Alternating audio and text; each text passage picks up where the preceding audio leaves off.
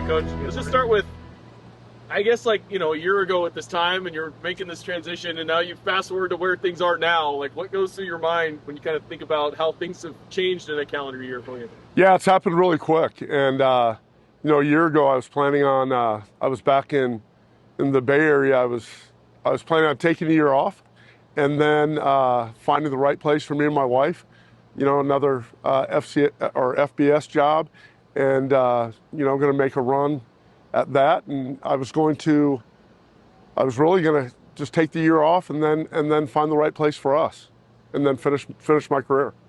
One of the first things you said at your introductory press conferences, you want this to be your last job. So to get a 4-year deal under your belt, a couple months into this first year, what's that like for you? Yeah, obviously it gives me great peace of mind, and it's exciting because what I believe, this university is a special place, and we've got a great program with great kids, and I want to be here for as long as I can be here. It's a special place and a great opportunity. How would you describe, Houck leaves, you get on for the 1 year, but then how would you describe maybe the conversations with Kent after that, as far as how things look for the future, and how much a different contract that's longer than 1 year kind of helps you in recruiting and just everything else with the staff, et cetera? Yeah, first of all, I'd like to say thank you to Kent Haslam. I mean, he's been nothing but supportive every step along this way. He and Clay Christian have been instrumental in me attaining this new contract. But everything every time that we've sat down and talked about the vision, direction of the program, how to involve our different donors and fans, we've been on the same page, and we're really aligned. And I think our athletic department is very, very aligned right now. Can we talk a little bit about just the work you've done, putting feet on the ground as far as recruiting? I think there's 18 juniors committed. Yeah. It's kind of a different territory that the program's in right now.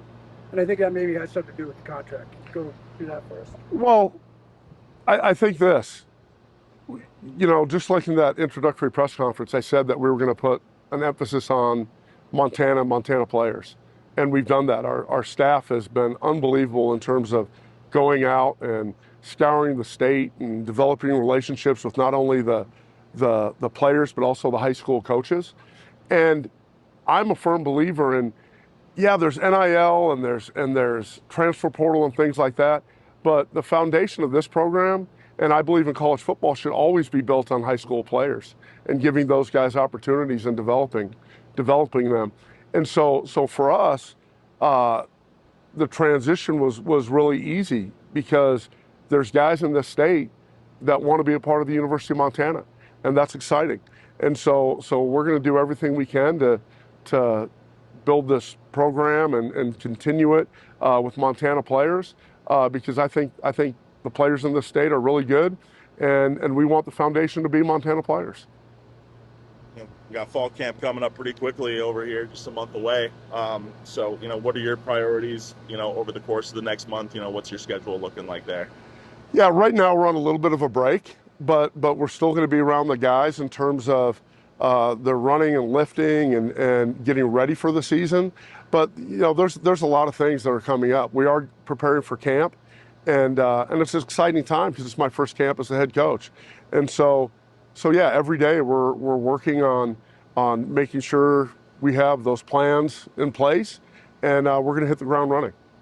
How much, just when you're talking to recruits, does it help you knowing, like, you can tell them, hey, I'm not, it's just not a 1-year deal, we're going to be here for a while? I imagine that it's beneficial in recruiting.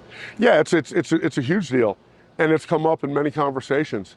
But I also feel whether it was 1 or 4, they knew I wanted to be here, and a lot of these kids want to be at the University of Montana, and so I'm very thankful that we were able to get this contract done, and it is beneficial to me and our staff and our program that there's years in place, but I think it gives them peace of mind also.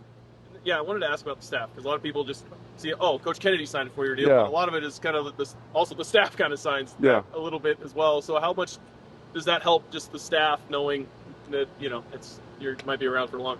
Yeah, well, just like the recruits, I think that gives them peace of mind. You know, we hired a number of guys, and for them to commit to me on a one-year contract was big, obviously, for me, but also for them to feel comfortable in moving their families and making Missoula their home.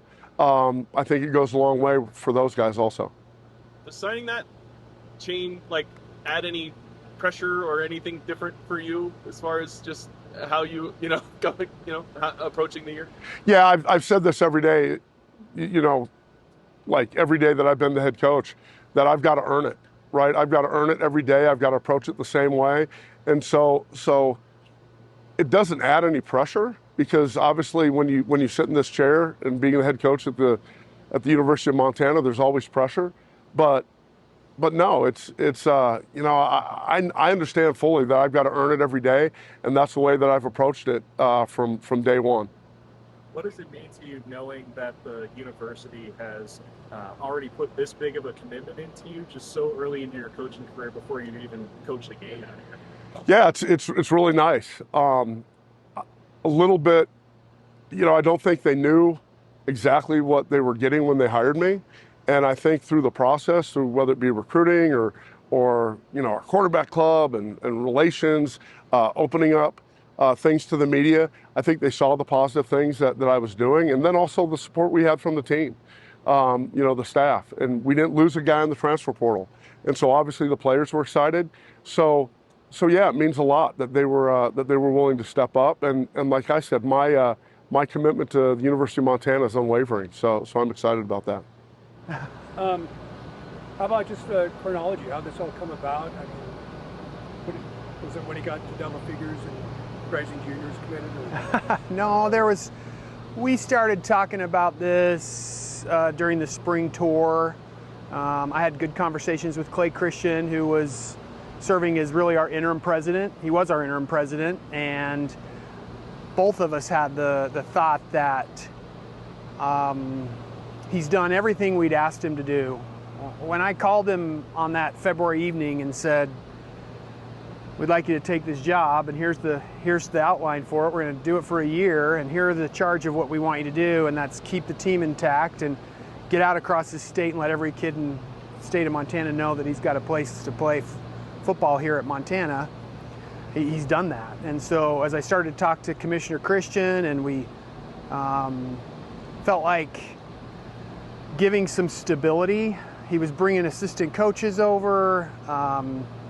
They were doing things and not sure exactly what the future held for them, but to give them some stability, to give them some feeling that hey, we're committed to this.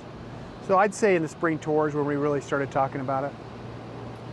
What were some of the positives about doing this now instead of maybe at the end of the season after we've seen the team in action, all that kind of stuff? Well, look, I realize he hasn't been the head coach for a football game yet, but those things are, a lot of those times you can't control a lot of those things anyway. And the idea was, why bring so much uncertainty again, allowing other schools to come in and use that as a way to start tampering with players or recruits or those type of things. And so my thought process was bring some stability, give him a commitment from the University of Montana that allows him to go and tell folks, look, here, I'm committed here, they're committed to me. And what really changed was you get to spend 5 months working with somebody, you learn about them, and you learn what their values are, you learn what their work ethic is, you learn what their priorities are, and it's the greatest job interview you can have. And so you got to see him in action. In spring ball, you got to see him in action, interacting with the players, with our boosters, with the media, with everybody, and liked everything he was doing. And so let's reward him.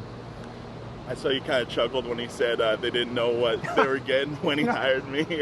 Just thoughts about that, and has this all been a bit of a pleasant surprise, just anything like that? Well, I don't want to say it's a pleasant surprise, because then I would say I didn't think he was a good guy. So, but yeah, no, I mean, I'd known him for 4 months, really, and I meet with every new employee and have an interview or a visit with them when they take the job, and I'd visited with Coach Kennedy then and really liked him and heard great things about him. But I didn't really know a lot about him. But if you were going to throw it wide open for a job interview, you wouldn't know a lot about a lot of other people. So, but no, it just getting to know somebody and feeling more comfortable with them, and then understanding, like I said, what their values are. It really gives you a chance to get to know someone really well. You spend time driving through the state of Montana and watching people interact with people all over this state. You learn a lot about them, and I was really just really pleased with his personality and the way he conducts himself. When it comes to the actual contract, Yep. what was the motivating factor on both sides in getting that done? And is there anything kind of unique in the contract that you guys are able to work out? No, there's nothing really unique. The contract's public, so you'll be able to get out and read it. There's certainly protections on both sides. Both parties have outs in the contract. He has an out, we have outs. But it's a base contract with your typical incentives, and it doesn't change anything that we negotiated in the first year. We just wrapped it all into one contract. So his base pay and all the incentives that we agreed to in February are identical. And then year 2, 3, 4 have different types of incentives, different base pay, and then the contract buyout, those type of things. But it's public. We preemptively put it out there because we knew everyone would want to read it. So it's on the legal website. You can dive into it and get the details of it. Yeah, I want to ask about your guys' out. Like, obviously, you guys are backing him and showing that support. I think the out might be a little maybe less than a normal out or whatever, because you still have that risk of like people. That's what everyone's gonna say, right? Oh, we still haven't seen him coach an actual game before, and so oh man, that's a risky move. Maybe that some people are saying. So I guess talk about it from that perspective, is just building that in there, just as because it works for both parties. Yeah, no, I mean, I don't know if you read the or do you know the outs? Some of it. Yeah. Oh, you already got it. Well, I have my sources. Okay. Got a few, All right. Well, what sort? Well, you just ask me a specific question. It just seems like the out as far as being able to get out of it at a cheaper price than I think most coaches' contract would be. Yeah. And I think that's protections on both sides. Yeah. So I don't know how to add that. I'm not trying to be snarky. You kind of answered the question, so. Anything else? No. Okay. Thanks a lot, Ken. All right. Thank Yeah, you. great seeing you Yeah. again. Good to see you. Yeah.